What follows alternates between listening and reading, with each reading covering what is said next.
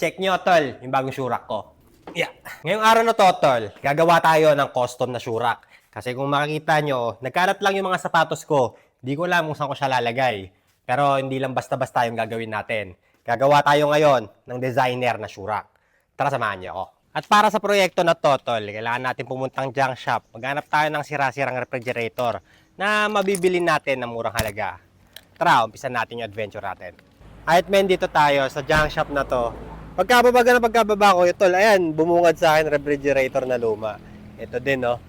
Kaya magandang senyales yun na sa tingin ko meron dito, tol. Pero check natin, huwag muna tayong umasa ng onte. Kasi ito pa lang yung first na junk shop na pupuntahan natin. Siguro meron pa doon. Tara. Ito, mga ropa na kilala ako. Pa-picture kayo, ya. Tara, ya. Eh, no, men. Bintuan ng refrigerator. Pero yung hinahanap ko, men, is yung luma na refrigerator na Coca-Cola, kung alam niyo yun. Yung kulay pula. Re-restore natin siya. Gagawin natin siyang Shurak, tol. Ito. Junk shop. Pero bote lang ata meron dito, eh. Rawatang natin, tol. Kel, baka daw kayo. Daan nga refrigerator ti Coca-Cola. Alaws daw, yun lang. Nangel? Ito, may sinasabi si tatay, meron pa daw dito. Saan tayo? Ay, ayun pala eh, oh. Ayun! Eh, no, kitang-kita sa harap ng sasakyan ko dun sa pinarkingan ko. Ayun, no. Pero sa tingin ko, gumagana yung mga yan. Mahal yan pag gumagana, men. Tingnan natin. Baka sakaling mura lang. Ito si kuya nakilala ko. Nagpa-picture sila sa akin kanina. May bibigay daw sa akin. Pang fishing! Lures, putik, solid, salamat. Yan, ang pala mo ya? Denny Boy Mata. Denny Boy Mata. Negosyo mo to ya? Hindi, nagbi-fishing din. Talagang ano ka lang. Ano mo na rin yung... Solid. Shoutout sa ya. Ano yun ya? Pakulo Fishing Adventure. Yan, solid tol. Salamat men. Thank you. Ano to pang Ano yan? Pandagat? Floating. Oh. dagat? Floating din. Pag sa ilog, bawal? Pwede din yan. Okay lang. Thank you. Ayan men, solid. Binigyan nila ako ng lures, oh. Para bago yan, dito muna tayo. Ito men, pwede to. Kaso, San Mig alak. Hindi naman ako umiinom ng alak. Pero, sa tingin ko po, pwede naman natin tong customen na gawin nating Coca-Cola. Ayan. Alam natin kung magkano, tol. Ayan, solid. Malinis pa. Konting restore lang, tol. Konting restore lang. Basta tanggalin natin yung makina kasi hindi naman natin papaganahin. Tan natin, baka sakaling mura lang. Budget ko siguro 500 pesos. Kung lalagpas doon, siguro pass muna ako. Hanap tayo ng hindi gumagana talaga na mas mura, tol. Ito, solid din ito. Pintuan na. Pwedeng gawing pintuan, no? Ayan, no? Solid. Ito, tignan natin kung may tao. Tao po! Pero yata may naririnig ako. Tao po! Pabili po ng refrigerator. Dami nilang ano. Siguro nagre-repair talaga sila ng rep, no? Binibenta nyo ba yung rep dito sa harap? Yung rep dito sa harap, ya, binibenta nyo ba? Pag-gagamitan lang sana ako, ya. Ito. Binibenta nyo ba yan? Magkano kaya, ya? 500? 500? Hindi ko naman kailangan yan. Hindi ko na kailangan umaandar. Tatanggalin ko yung makina niya eh. Walang makina. 500 na ya. Mabigat to. May sasakyan naman ako eh. 500 ya. Wala. Yun na. 600 mo na lang para maitubo na. Kasi i-repaint ko pa to. Tatanggalin ko ito eh. Coca-Cola papalit ko. Baka may Coca-Cola kayo? Wala, sasat ko na. Ha? Sasat ko na. Ay ano mo na. Nabaklas mo na. Dalawa pa yan. Sayang. May Coca-Cola pala siya kaso binaklas na niya. Ito siya tol oh. Dalawa pa. Sayang naman. Di ko nakabutan no. Bili ko na. 500? Yan po, Coca-Cola pa yan. Ito na. Meron ka ba nito yung ano ya? Yung dinalagay sa loob yung mga ganito oh. Yung mga tray niya. Baka meron. 600 pag meron kompleto 5. Pasakali meron pa siya yung mga tray. Ito sayang ang Coca-Cola oh. Solid. Ayun, meron. Dalawa lang? Dalawa pa sana. Natin, check. Malaki. Malaki. Freezer ka to kasi. Freezer yan. Bawasan ko na lang. Pwede no, so bawasan ko na lang. Wala nang iba ya, na ganito. Tingnan niya kung pwedeng kunin yung ano sa loob. Allows din. 600 pag meron kang 5 ganyan niya. Freezer ka yan. Baka meron ka nakatago dyan niya. Kaya dahil 5H pag walang ganito, pero 6H pag meron. Pero kailangan ko talaga yung may ganito eh. Kung wala man, pwede siguro. Ayun! Ayun! Ito kompleto noon to. Ayan, baka kasya yan niya. Ayan, baka kasya. Ayun! Kasya yan, pilitin natin. Wait lang. Malaki, no? Pwede putulin ko. Hindi, okay na yan. Ano pa ya? 3 pa. Meron ka. Okay na yan, putulin ko na lang yan. So, try din natin tong isa. Ayun, dito sakto. Last. 1, 2, 3, 4. Last 2. Last 2, last 2. Nice one. Chamba. Unang junk shop na pinuntahan ko, meron agad, no? Chamba. Ayan. Baka meron, apat na yan, no? Apat. Oo. Sige, wag na yung isa. Paano ba tanggalin yan yung plastic niyan? Sige, okay na to. Ako na bahala dyan. Puputulin ko na lang. Hindi, huwag na tanggalin niya. Okay na lang yan. Alright, kompleto. Oh, hindi, wag to ya. Yan. Panay red. Para may plastic. Wag na to. Yan pa, isa. Apat. 600 ya. Ayan, 600. Hindi siya dumuko, pero 600. Kuha tayong pera, tol. Lapit natin yung sasakyan, tol, para masakay ko dito sa likod. Sana magkasya, men. Pero sa tingin ko, kasya naman yan, basta binaba ko yung sa likod na sasakyan. Let's go. Meron muna kita. Tatato ka, boss? Hindi, 500, 50, 10, 20, 30, 40, 50. Patulong na lang ako, ya. Ano? Pa-side, ya. Para hindi masugat yung... Oh, pa ganyan. Alisin ko to? Doon. Saan? Hindi na. Hindi na. Ako na bahala dyan, ya. Taas pa natin, ya. Taas pa. Hindi pa. Wait lang. Yung upo mo. May makakasugat ba dyan? Wala naman makakasugat. Tara, tulak natin, ya. Tulak. Oops. Wait lang, ya. Pahawak ako ganyan. Oo. Lalagyan ko ng basahan. Para hindi masira yung... Alright. Sige, baba mo onti-onti. Yo! Kasya na ba? Hindi masara. Tulak na natin onti, ya. Onti-onti pa. Oo, yan na. Pwede na yan. Tang. Ayan. Testing. Mababasag yung salamin. Di ba? Kaso sagad na eh. Paside ka. Agad na eh. Lang ako na lang ya. Yan. Testing. Ayun. Okay. Mga pala no. Salamat ya. Salamat ya. Thank you. Alright. Unang junk shop. Nakuha ko agad tayo. Pagod tayo sa bahay. Gawin natin to. Para hindi din mahirapan yung sasakyan ko. Mababa ko agad. Let's go. Lagay natin dito. Kailangan dahan-dahan tayo. Check natin muna siya kung may sumasayad. Baka masira yung leather na sasakyan ko. Mukhang okay naman. Ito lang, nadumihan. Dito, safe naman. Ay lang, tumatama siya dun. Baka mapunit, no? Kailangan malagyan ng basahan dyan. Wait lang. Yan siya, men. Ito, men, kuha tayo nito, acrylic. Para dun sa rep natin. Para na din dun sa mga next na project natin dun. Tapos kuha din tayo nito, men, pointed na paintbrush. Pero tingnan nyo to, men. Mga play money. Siguro yung mga ginagamit ng mga gangsta o rapper, no? Tapos ito, tol. Ito yung mga laruan ko nung bata ko eh. Nagkakaroon ako ng kapangyarihan pag binubulsa ko siya. Last, tol, ito tignan nyo. Sobrang nostalgic nito, mga notebook na ito. Parang pang high school days. Alright, check out na tayo, men. Mabilis na drive-thru lang kasi ako yung gutom na di pa nag-aalmusal, tol. Walang nga yung parking lot dito, tignan nyo, tol. Sobrang tarik. Ayun. Ito ka dyan. Next stop natin, tol. Dito tayo sa Mr. DIY ulit. Get lock tayo ng mga pintura natin. Kuha tayo ng pula, saka primer. Get lock din ako nito, men. Kailangan ko to. Pang tanggal natin doon sa mga rust niya. Kasi yung isang ganun nabili ko, medyo nabubudpud na eh. So, kuha tayo bago. Kilala na ako ni Kuya. Everyday, all day. Nasa Mr. DIY. Mabilis na bisita lang din ako dito sa RS ko, tol. Ito siya, oh. Dito ko pinamekaniko para mapaandar ko siya, tol. Ayan siya. Sana mandar namin. Siguro sabi ni tatay mga 5 days. Mapaandar na niya. Ayan. Tamang full restoration, tol. Tapos ako na pahala magpapaganda sa kanya, kumbaga. Alright, tuloy na tayo, men. Tuloy natin yung project natin. Let's go. Dama namin! Alright, men. Dito na tayo. Dito na mag-uumpisa yung kalbaryo namin ni Jay na pagbababa ng refrigerator. Pero tingin ko kaya naman. Basta ang goal, wala mapunit. Kahit masira to, wag lang mapunit yung mga leather. Huwag mo bibitawan. Ano ba? Okay. Ayan. Tayo natin. Alright! Success! Allows. Success. Ayan na siya, tol. Makita nyo, sobrang solid, di ba? Kailangan lang talaga siyang ma-restore na maigi.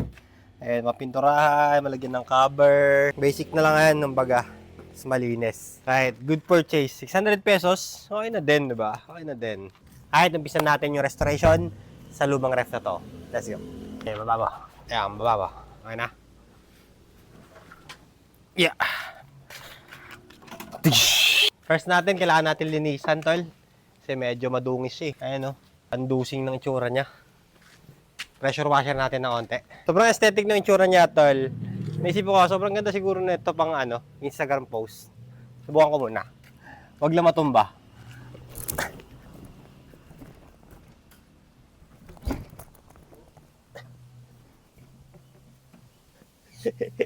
Hindi, safe yan, safe yan, safe yan. Huwag lang mahulog. Right, stop. Tapos picture. Ayun, paano ko bababa? Tang hindi nababalian. Tunununununun. Mahal na bigas pati lata ng sardinas. Right, pisa na natin maglinis, tol. Let's go. Dumi ng tubig, oh.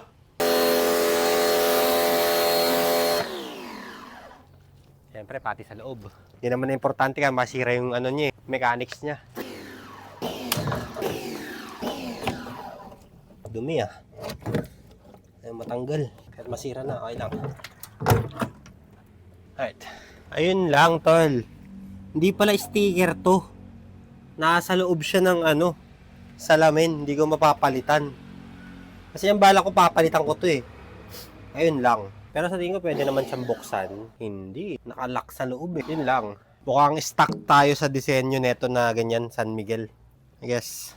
Okay din naman siya, no? Akala ko kanina sticker. Hindi ko na-predict yun. Lagi nahuhulog to. Paano kaya tanggalin to?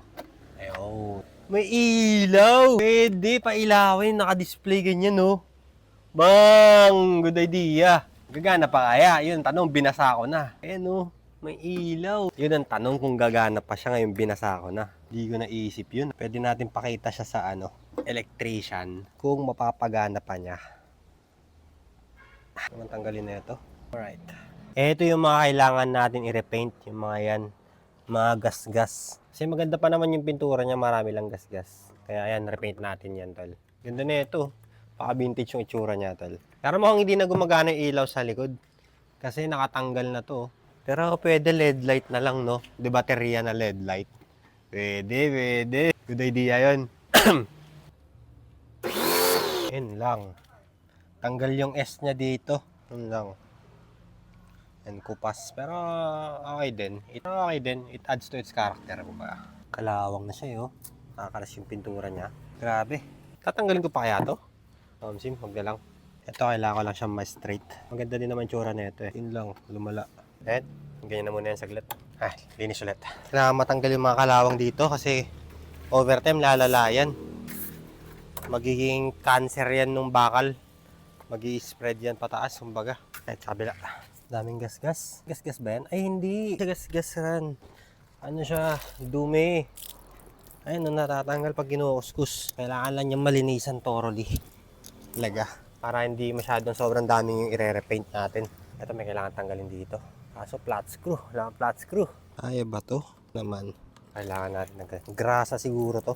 Ayun, natatanggal siya eh. Mahal na ang bigas pati lata ng sardinas kung mamahalin ta. Daming kailangan mag-paint. Ito, kalas yung pintura niya dito. Oh, ito lagyan mo ng vandalism, no? Pag ganyan, no? Solid. Ano boy, wala kang magawa? O, tulungan mo ako maglinis kaya. No? Oo. Marami pa yan, kailangan linisin. Marami pang kailangan linisin dyan. Kailangan sobrang kintab. Gusto ko matanggal to. Yung number dyan. Pangit ang tsura eh. Patungan natin na itim yan. Mahal na ang bigas pati lata ng sardinas. Sa loob talaga to. So ito papagawan ko to ng ano, ng plastic dun sa mga aluminum. Gumagawa ng aluminum. Papagawa ko yan. Or ako na lang gagawa din. Pwede din. Ito masyado nang madumi. Kailangan ma-repaint. Hindi, kaya naman natin linisan. Kahit walang repaint. Sim. Dumi, sobra. Halatang matagal din na linisan. Turuan kita mag-screen. Oo, pwede. Right. Bugahan last. Okay. Tingin ko okay na yan. Kailangan punasan lang yung basahan. Yung ilalim pa pala. Yan, taas. Yan, para malinis yung baba. Right, tinis natin yung baba. Yung mga wires pa dito. Kailangan matanggal. Pagugupitin ko yan. Ang ano na niya. Ang rupok na niya, tol. Kailangan siya malagyan ng platform sa baba para hindi siya kainin nung ano, kalawang doon. Lastly, tol, punasan natin siya ng tuyong basahan. O, ito, chamois. Yung ano, fabric cloth para matuyo maigi. At hindi mag-leave ng ano, streaks. Hindi maging pangit yung itsura niya. Pero hindi pa naman natin tapos total. Marami pa tayong ire-repair. Ano lang to? Initial cleaning, kumbaga. Para makita natin maigi yung vision. Kaso, maambun na dito sa labas. Ayan, no? Ayan na. Umaambun na. Lakas na ng hangin. Ayan, tol. Medyo tuyo na siya. Pero kailangan na natin pasok to kasi ayan, umaambun na. Kung makita nyo yung hangin, no? Ayan, no? UP yung mga halaman. Sobrang lakas. Tara, pasok natin to, men. Let's go. Oh, stop. Vlogger ako. Wait lang. Dito sa gilid. Tatanggalin tong CR nila orange. Ganda. Parang clubhouse yung bahay ko. May motor dyan, may refrigerator, may case ng coke, may upuan, may taehan ng pusa, may mga laruan. Ayan siya, tol. Kaya yung project na to, tol, malayo pa sa tapos. Kasi marami pa tayong ayusin katulad nito, yung mga pintura niya. Maraming gas-gas. Tapos ito yung loob niya, kailangan mapagawan ng plastic sa gilid niya, diretso hanggang dito. Para presentable yung itsura niya, kumbaga, tol. Hindi ganyan na sira-sira. Ito, pati dito sa baba niya, kailangan din maayos natin yung mga kalawang-kalawang dyan. Kailangan natin matanggal lahat yan para hindi siya para tumigil yung corrosion niya pataas, men. Hindi tuluyang masira. And eto, yung mga repaint niya, mga gas-gas niya, kailangan natin ayusin lahat yan. Pero in the meantime, ito yung vision natin para dito, tol. Ayan siya, men. Check nyo, tol, yung bagong Shurak ko. Ay! Balik ka. Nasiraan pa nga. Nabali yung ano niya. Ito, yung upper part niya ng pagkabukas ko, tol. Ayan siya. Nabawasan pa nga ng disenyo. Pero tingin ko kaya pa natin yan balik. Kung hindi man, tingin ko makakahanap tayo sa junk shop ng kapalit neto. Parehas pa din ng disenyo na. Tingin ko lang. Ayan siya, tol. Sobrang solid, man. Ano siya? It fits sa mga dating kagamitan ko na andito na, tol. Tulad neto, tol, yung ginawa kong upuan at yung lamesa ko na Hysteria. Hysteric Glamour pala. Saka yung mga Coca-Cola ko. Saka yung mga vintage na kagamitan. Yan. Sobrang solid. Fits perfectly, kumbaga. Kailangan lang yan ng mga racks niya para lalagyan ng sapatos, di ba? Pero, ayan, tol. Dito ko na muna tatapusin yung part 1 ng paggawa ko ng creative na Shurak ko. So, paano ba yan, men? Peace out. Sana nag-enjoy kayo. At sana may natutunan kayo sa akin. Peace. Balanjo. Pagkabukas ko, pak! Tumalsik to. Yun, large.